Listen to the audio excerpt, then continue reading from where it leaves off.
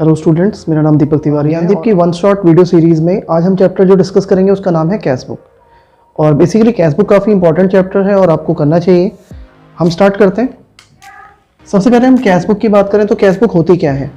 देखो, cash book एक type of subsidiary book है जिसमें हम बेसिकली कैश ट्रांजेक्शन्स को दिखाते हैं। ठीक है, कैश बेस्ड ट्रांजेक्शन्स को रिकॉर्ड करने के लिए आपको क्या बनाना होता है, कैश बुक बनाना होता है। और कैश बुक की अगर हम बात करें तो कितने टाइप ऑफ कैश बुक होती है। सिंपल कैश बुक, जिसको हम सिंगल कॉलम कैश बुक भी बोलते हैं, two column cash book and petty cash book. सबसे पहले हम बात करते हैं सिंपल कैश बुक यानी सिंगल कॉलम कैश बुक। देखो, सिंपल कैश बुक बेसिकली होता क्या है, यहाँ पे सिर्फ हमारे पास एक सिंगल कॉलम होता है, कैश कॉलम, और इसमें हम कैश बेस्ड ट्रांजेक्शन्स को ही दिखाते हैं। हमारे पास सिर्फ किसका कॉलम होगा, ओनली कैश कॉलम। और यहाँ पे आप क्या दिखाएंगे, कैश बेस्ड ट्रांजेक्शन्स को ही आप यहाँ पे रिकॉर्ड करते हैं। और हाँ, एक बात याद रखिएगा, यहाँ पे चेक बेस्ड ट्रांजेक्शन आपको बिल्कुल भी नहीं दिखानी है। एंड सेकंड थिंग, आपको क्रेडिट ट्रांजेक्शन बिल्कुल नहीं रिकॉर्ड करना है। सिर्फ आप यहाँ पे क्या दिखाएंगे, कैश से रिलेटेड ट्रांजेक्शन्स को ही आप यहाँ पे मेंटेन करते हैं। इसके बाद हम बात करते हैं टू कॉलम कैश बुक। देखो, टू कॉलम कैश बुक वो बुक है जिसमें आप कैश के साथ साथ आपके पास बैंक कॉलम भी होता है, और इस बार आप कैश के साथ साथ बैंक से रिलेटेड ट्रांजेक्शन्स को भी आप रिकॉर्ड करेंगे। लाइक चेक से पेमेंट आना, चेक से पेमेंट जाना, इसको भी आपको यहाँ पे मेंटेन करना होता है। और अगेन आपको क्रेडिट ट्रांजेक्शन यहाँ पे भी नहीं दिखानी है। ठीक है, उसके बाद हम बात करते हैं पेटी कैश बुक। देखो, पेटी कैश बुक होती क्या है, आप जानते हो कि एक ऑर्गेनाइजेशन में बड़े खर्चों के साथ साथ छोटे खर्चे भी होते हैं, और उन खर्चों को रिकॉर्ड करने के लिए हमारे पास पेटी कैश बुक होती है। यानी उन एक्सपेंसेस को रिकॉर्ड करने के लिए हम ट्रांजेक्शन को कहाँ पे रिकॉर्ड करते हैं, पेटी कैश बुक में। ठीक है, तो इसको हम आगे डिस्कस करेंगे। सबसे पहले हम बात करते हैं यहाँ पे सिंगल कॉलम कैश बुक के फॉर्मेट के बारे में। तो जैसा कि आप देख रहे हैं यहाँ पे डेट पर्टिकुलर LF कैश, फिर again date particular LF cash. देखो, यहाँ पे क्रेडिट साइड है और ये डेबिट साइड है। जब हम कैश बुक बनाते हैं सिंगल कॉलम कैश बुक, तो आपको ये ध्यान रखना है, अगर आपकी कंपनी के पास कैश आता है तो आप उसे डेबिट साइड में रिकॉर्ड करोगे, और अगर आपके पास से कैश जाता है तो आप उसे कहाँ पे दिखाएंगे, क्रेडिट साइड में। और एक बात और याद रखिएगा, जिस नेम से पैसा आ रहा है या जिस नेम से पैसा जा रहा है, उस नाम को आपको यहाँ पे रिकॉर्ड करना होता है।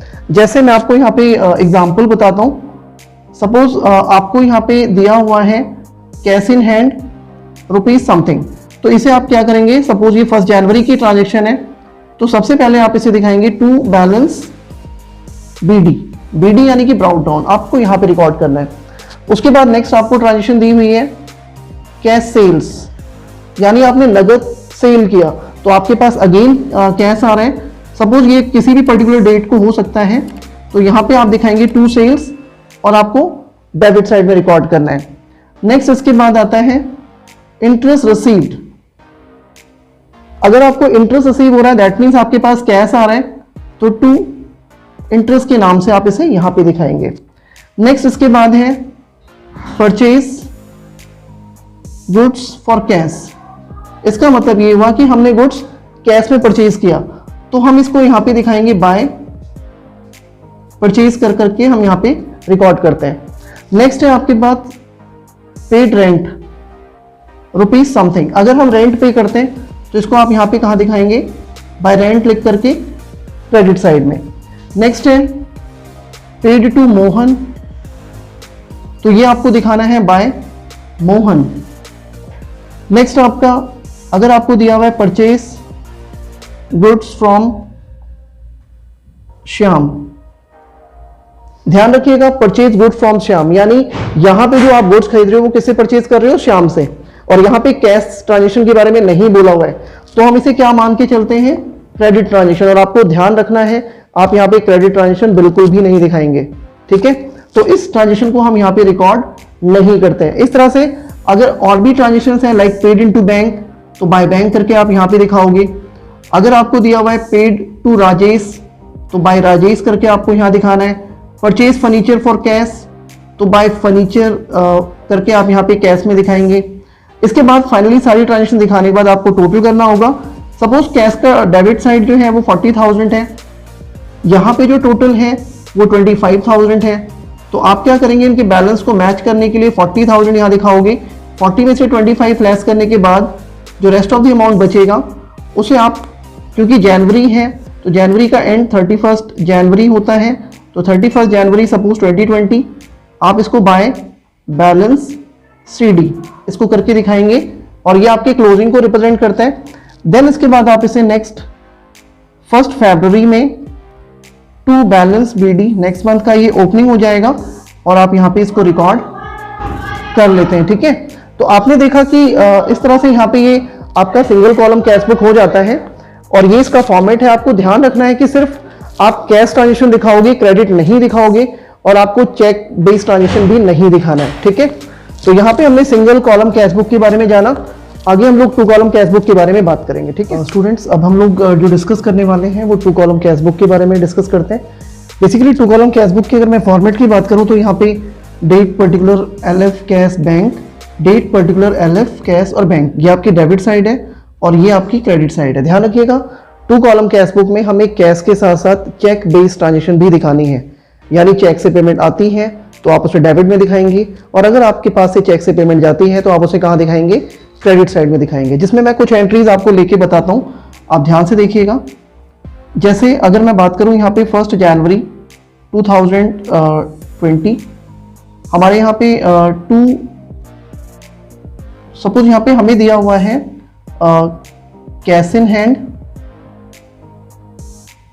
एंड कैश एट बैंक, ये आपको कैश इन हैंड और कैश एट बैंक दिया हुआ है। तो आप यहाँ पे डेट डालेंगे 1 जनवरी 2020 टू बैलेंस BD, कैश का बैलेंस आप कैश में दिखाओगे और बैंक का बैलेंस आप बैंक में रिकॉर्ड करेंगे। ठीक है, इसके बाद सेम 1 जनवरी आपको बैंक ओवरड्राफ्ट दिया हुआ है। बैंक ओवरड्राफ्ट को हम यहाँ पे 1 जनवरी 2020 बाय बैलेंस BD आप इसको क्रेडिट साइड में दिखाएंगे और ये आपका ओवरड्राफ्ट है। ठीक है, ध्यान रखना कि BD का मतलब ब्राउट डाउन होता है जो ओपनिंग को रिप्रेजेंट करता है। ठीक है, और CD का मतलब क्या होता है, कैरी डाउन, जो आपके क्लोजिंग बैलेंस को रिप्रेजेंट करता है।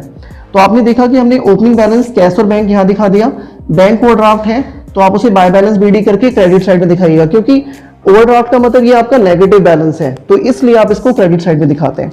इसके बाद नेक्स्ट है सपोज नेक्स्ट एंट्री है sold goods and receive cheque, sold goods and receive cheque, तो इसे आप यहाँ पे सपोज ये 5 जनवरी से रिलेटेड है तो यहाँ पे आप इसे 2 सेल्स लिख करके बैंक में दिखाएंगे। ठीक है, नेक्स्ट है इंटरेस्ट अलाउड बाय बैंक, ध्यान रखिएगा इंटरेस्ट अलाउड बाय बैंक, यानी यहां पे इंटरेस्ट कौन दे रहा है आपको, बैंक दे रहा है, तो बैंक आपके अकाउंट में पैसा क्रेडिट करेगा। तो इसे आप पर्टिकुलर डेट लिख करके देन यहां पे आप लिखेंगे टू इंटरेस्ट अकाउंट और ये कहां पे दिखाएंगे आप, बैंक में दिखाएंगे। ठीक है, नेक्स्ट है receive cheque from Ravi and deposit into bank. ध्यान रखिएगा हमें रवि से चेक मिला और उसका चेक हमने बैंक में डिपॉजिट कर दिया, तो क्योंकि सेम डेट में ट्रांजैक्शन हुई है इसलिए आप इसको डेट मेंशन करके टू रवि लिख करके ये चेक आप कहां पे दिखाएंगे, बैंक में दिखाएंगे। ठीक है, इसके अलावा मैं कुछ और एंट्रीज की बात करता हूं, जैसे purchase furniture and paid by cheque, तो आप इसको बाय फर्नीचर लिख करके बैंक में दिखाओगे। Paid to Mohan by cheque, तो बाय मोहन लिख करके बैंक में दिखाएंगे। इसके अलावा एक एंट्री और हम ले लेते हैं, जैसे सपोज यहाँ पे paid to Rajesh ₹1000 in cash, ₹4000 by cheque. इसका मतलब ये हुआ कि बाय राजेश लिख करके आप 1000 यहाँ पे क्रेडिट साइड में कैश में दिखाओगे और 4000 आप बैंक में दिखाएंगे, क्योंकि कुछ पेमेंट आप कैश में कर रहे हो और कुछ पेमेंट आपने चेक से की है। ठीक है, तो ये नॉर्मल एंट्रीज हो गई। इसके अलावा हम यहाँ पे बात करते हैं कॉन्ट्रा एंट्री। देखो कॉन्ट्रा एंट्री होती क्या है, contra entry basically contra entry और दोज एंट्री जिसका 2 साइडेड इफेक्ट होता है, यानी आप उसको at a time debit side और क्रेडिट साइड दोनों तरफ उसका इंपैक्ट दिखाते हैं। जैसे फॉर एग्जांपल अगर मैं बात करूं पेड इनटू बैंक या फिर डिपॉजिट इनटू बैंक, अगर हम बैंक में पैसा डिपॉजिट करते हैं तो आप इसे क्या करेंगे, सपोज ये 10 जनवरी की ट्रांजैक्शन है तो आप इसको बाय बैंक लिख करके यहाँ पे कैश में दिखाएंगे और फिर देन टू कैश लिख करके आप इसे बैंक में दिखाओगे। ठीक है, जैसे ही आप ऐसा डिपॉजिट बैंक में करते हो तो बाय बैंक करके आपके पास से कैश जा रहा है, इसलिए आपने यहाँ पे कैश के क्रेडिट में दिखाया। जबकि ये टू कैश करके ये कैश जा कहाँ रहा है, आपके ही अकाउंट में जा रहा है, यानी आपका बैंक बैलेंस इंक्रीज हो जाएगा। इसलिए हमने इसके दोनों साइड इफेक्ट दिखाना होता है, बाय बैंक करके कैश में एंड टू कैश करके आप बैंक में दिखाएंगे। ठीक है, नेक्स्ट एक और कॉन्ट्रा एंट्री आपको जानना चाहिए। नेक्स्ट है drawn from bank for office use, यानी अगर हम ऑफिस यूज से बैंक के लिए बैंक से पैसा विड्रॉ करते हैं, सपोज ये 12 जनवरी का ट्रांजैक्शन है, तो आप इसको इनवर्स इफेक्ट दिखाओगे, यानी बाय कैश करके आप इसे बैंक में दिखाओगे और फिर देन 12 जनवरी को टू बैंक करके आप इसे कैश में दिखाएंगे। ठीक है, जरा समझिए ऐसा हमने क्यों किया। हम यहाँ पे सी फॉर कॉन्ट्रा से डिनोट करेंगे। ठीक है, अगर आप बैंक से पैसा विड्रॉ करते हैं वो भी ऑफिस यूज के लिए, तो ध्यान रखिएगा टू बैंक करके आपके पास कैश आ रहा है, इसलिए आप इसे डेबिट में दिखाओगे, और बाय कैश करके आपके बैंक से पैसा रिड्यूस हो रहा है, दैट्स वाई आप यहाँ पे इसे क्रेडिट में भी दिखाओगे। ठीक है, तो यहाँ पे ये कॉन्ट्रा एंट्री आपको बहुत ध्यान से समझनी है, क्योंकि अक्सर स्टूडेंट्स इसी एंट्री में मिस्टेक करते हैं, तो आपको बहुत अच्छे से क्लियर करना है। नेक्स्ट हम बात करते हैं, अगर सपोज आपको दिया है drawn from bank for personal use,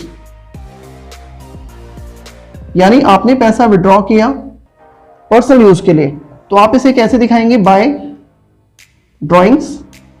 bye drawings लिख करके आप सीधा बैंक में दिखाओगे। ध्यान रखना इसकी कॉन्ट्रा एंट्री नहीं करनी है। ठीक है, कुछ और एंट्रीज की हम बात करते हैं।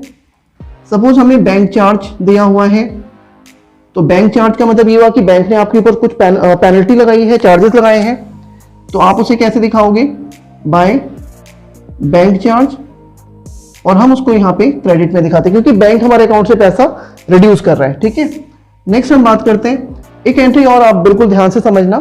जैसे अगर आपको ये दिया हुआ है कि sold goods ₹5,000 and bank the same, इसका मतलब ये हुआ कि आपने गुड सेल किया और आपने उस पैसे को बैंक में जमा कर दिया, यानी डिपॉजिट कर दिया, तो आप क्या करेंगे, टू सेल्स लिख करके सीधा बैंक में दिखाना है। अगर आपने कोई भी चेक रिसीव किया है या कैश आपने रिसीव किया है और अगर आप सेम डे में पैसा बैंक में डिपॉजिट कर देते हैं, तो ध्यान रखिएगा उसकी कॉन्ट्रा एंट्री नहीं करनी है, आपको सीधे सीधे आपको क्या करना है, टू सेल्स करके वो सीधा आप कहां पे डालेंगे, बैंक में। या फिर अगर किसी पर्सन से आपको चेक मिला है तो आप उस पर्सन का नाम लिख करके सीधा कहां पे डालेंगे, बैंक में दिखाएंगे। ठीक है, इसके अलावा हम कुछ और एंट्रीज की बात करते हैं। सपोज जैसे अगर हम एक एंट्री ले लेते हैं, सपोज यहाँ पे 15 जनवरी receive cheque from Ram ₹5,000, then उसके बाद 18 जनवरी Ram's cheque deposit into bank. अब ध्यान रखिएगा ये दोनों एंट्रियां राम से रिलेटेड हैं। हमें चेक रिसीव हुआ राम से 5,000 और राम का चेक हमने फिर डिपॉजिट कर दिया बैंक में। आपको 15 जनवरी में जब आप एंट्री पास करोगे यहां पे, तो ध्यान रखना कि टू राम लिख करके ये चेक आपको चेक यानी बैंक में नहीं दिखाना है। ये चेक आप कैसे ट्रीट करोगे, आपको कैश की तरह ट्रीट करना है, क्योंकि आपने 1 से 2 दिन बाद उस चेक को बैंक में डिपॉजिट कर दिया। तो टू राम लिख करके ये चेक हम कहां पे मेंशन करेंगे, कैश में। फिर देन उसके बाद आप 15 जनवरी की जब एंट्री पास करेंगे 18 जनवरी की, तो क्योंकि आपने वो चेक बैंक में डिपॉजिट कर दिया है, तो आप इसको कॉन्ट्रा एंट्री के तौर पे रिप्रेजेंट करोगे, यानी बाय बैंक करके कैश में, और देन 18 जनवरी टू कैश लिख करके बैंक में। ठीक है, आप इसको बिल्कुल से ध्यान से समझिएगा। अच्छा, अगर सपोज 20 जनवरी आपको क्वेश्चन में बोला हुआ है कि Ram check return dishonoured, Ram का चेक डिसऑनर्ड हो जाता है, तो आप क्या करेंगे, इस ट्रांजेक्शन को आपको इस तरह से दिखाना है, बाय राम, और ब्रैकेट में आप इसे डिसऑनर्ड चेक, जितना भी अमाउंट है 5,000 वो आप यहां पे मेंशन करेंगे। ठीक है, इसके बाद आपको क्या करना है, फाइनली आप टोटल करेंगे। कैश का टोटल सपोज 80,000 है, बैंक का टोटल आपका सपोज 90,000 है, आप यहाँ पे देन 80 एंड 90 यहाँ पे मेंशन करोगे। जो डिफरेंस कैश का यहाँ पे आ रहा होगा, सपोज ये 10,000 है और इनका डिफरेंस यहाँ पे 15,000 आ रहा है, तो आप इनको कैसे दिखाएंगे? By balance CD। ये आपका क्लोजिंग रिप्रेजेंट होता है और देन आप इसी बैलेंस को यहाँ पे टू बैलेंस BD लिख करके आप इसे दिखाएंगे यहाँ पे 10,000 एंड 15,000। क्योंकि ये जनवरी है तो ये आपका एंड में 31 जनवरी से रिप्रेजेंट होगा, और जबकि जो आपके बैलेंस ट्रांसफर हुए हैं ये 1 फरवरी 2020 के अकॉर्डिंग आप दिखाएंगे। ठीक है, तो यहाँ पे जाके आपका ये 2 कॉलम कैश बुक फिनिश हो जाता है। आई होप आपको बहुत अच्छे से क्लियर हो गया होगा। और इसमें आप ध्यान रखिएगा कि कॉन्ट्रा एंट्री बहुत इंपॉर्टेंट है, अक्सर यहाँ पे मिस्टेक होती है, तो इसको आपको अच्छे से सीखना है। इसके बाद हम आगे अभी डिस्कस करते हैं पेटी कैश बुक के बारे में। अभी हम लोग जो डिस्कस करने वाले हैं वो पेटी कैश बुक के बारे में। और आपको मैं फिर से बता दूं, petty cash book are those book in which we just recorded petty expenses, यानी स्मॉल एक्सपेंसेस। किसी भी कंपनी के छोटे एक्सपेंसेस को दिखाने के लिए आप जो बुक बनाते हैं उसको हम पेटी कैश बुक कहते हैं। ध्यान रखिएगा, पेटी कैश बुक में नॉर्मल कैश बुक की तरह अगेन एंड अगेन कैश या चेक के थ्रू पेमेंट आती नहीं है, बल्कि आप पहले से आप एक पर्टिकुलर अमाउंट यहाँ पे पहले से असाइन कर देते हैं और उसी अमाउंट से आपको 1 बाय 1 जो भी आपके पेटी एक्सपेंसेस हैं उनकी पेमेंट करनी होती है। ध्यान रखिएगा, ठीक है। और एट द एंड जो भी आपके पास बैलेंस बच जाता है वो आपका नेक्स्ट मंथ के लिए कैरी फॉरवर्ड हो जाता है, जिसको हम क्लोजिंग पेटी कैश कह सकते हैं। ठीक है, आप ऐसे समझिए, ये आपका फॉर्मेट है, डेट डेबिट साइड है, date particular LF amount, date particular LF amount and credit side. ये एक नॉर्मल फॉर्मेट है। अगर हम इसका एक अदर फॉर्मेट की बात करें तो वहां पे अलग अलग जो भी डिफरेंट एक्सपेंसेस होते हैं उनको हम अलग अलग कॉलम्स के थ्रू डिनोट कर सकते हैं। जैसे सपोज यहाँ पे आपका कार्टेज है, पोस्टेज है, रिपेयर है, सन्ड्री एक्सपेंसेस हैं, तो उनके अलग अलग कॉलम्स भी आप यहाँ पे मेंशन कर सकते हैं। लेकिन बेटर इज दिस कि आप इस तरह से आप करें, ये फॉर्मेट भी आपका बेटर है। जैसे सबसे पहले मैं बात करता हूँ यहाँ पे 1 जनवरी 2020 हमारे पास टू कैश अकाउंट लिख करके, सपोज पहले से यहाँ पे 10,000 पड़ा हुआ है, हमारे पास ऑलरेडी 10,000 है। इसके बाद जो भी एक्सपेंसेस आप पे कर रहे हैं, सपोज 2 जनवरी 2020 आपने सपोज यहाँ पे कार्टेज का पेमेंट किया, बाय में आपके पास कैश जा रहा है, फिर आप यहाँ पे बाय सन्ड्रीज के नाम से यहाँ पे करते हैं, बाय आपका repair, by postage, by courier, by miscellaneous expenses, by telegram. इस तरह से मैनी मोर जो भी एक्सपेंसेस हैं आप इन्हें 1 बाय 1 यहाँ पे रिप्रेजेंट करते हैं। देन फाइनली आपका टोटल सपोज यहाँ पे 10,000 है एंड ऑल ओवर यहाँ पे जितने भी आपके एक्सपेंसेस हैं वो लगभग 4,800 है। आप यहाँ पे फिर क्या करेंगे, टोटल बैलेंस मैच करेंगे। 10,000 में से 4,800 माइनस करने के बाद आपका 5,200 रिमेनिंग बच जाता है और ये आपका बाय बैलेंस CD है और ये आप यहाँ पे दिखाएंगे। देन इसको आपको कैरी फॉरवर्ड करना है, ये 31 जनवरी 2020, फिर अगेन आप यहाँ पे इसको 1 फरवरी 2020 करके दिखाएंगे, टू बैलेंस BD 5,200 और ये आपका नेक्स्ट मंथ के लिए कैरी फॉरवर्ड हो जाता है। ठीक है, तो यहाँ पे जाके पेटी कैश बुक आपका फिनिश हो जाता है।